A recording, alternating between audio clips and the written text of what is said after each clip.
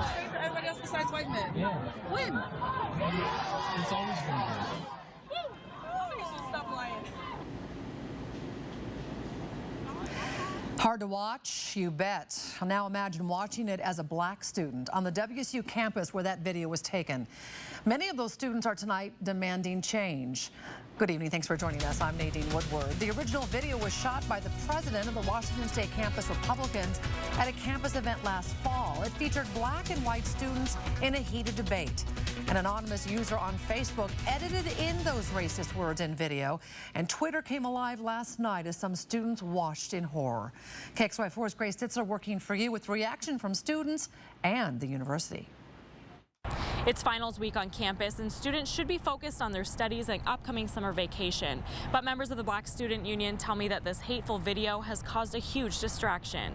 We're watching this video and basically in silence, just looking at our friends be disrespected and essentially dehumanized, and it's being blasted all over Facebook. Chijoke Amika and Orion Welch described the video as disappointing, dehumanizing, and created to make a mockery. It seemed like an unnecessary attack.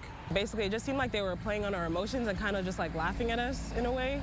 James Alsup is the president of the College Republicans. He uploaded the original video onto YouTube of the heated political debate. When America was straight for everybody else besides white men? There was a large amount of diversity of opinion taking place at that event, and I think that was good and productive, and that's why I shot the video. James says he had nothing to do with this edited video and says he agrees it is hurtful. I was getting, accused of making this edit, of producing this, which was totally erroneous, something I had no involvement in. I had no idea I have no idea who made this video. But Orion and Chijoke say it doesn't matter who created the video. The harm is still done. As a student of color, we've always faced adversity, and to, be dealt this card when we've done nothing is a slap in the face, and it hurts. It's really just sad to see that some people on our campus, and I realize that it's not all people, but that some people have these ignorant and closed-minded views, and that some people really don't feel or believe that we belong on this campus. Today, the university responded, saying the attitudes, behavior, and language in the video is not acceptable,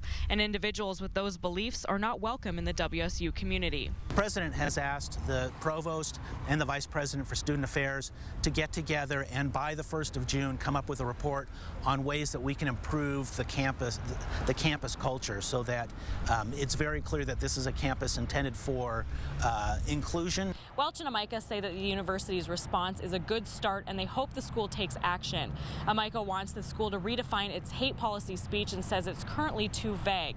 She also wants a cultural competency course to be required for all incoming freshman students. Reporting in Pullman, Grace Ditzler, KXLY4 News.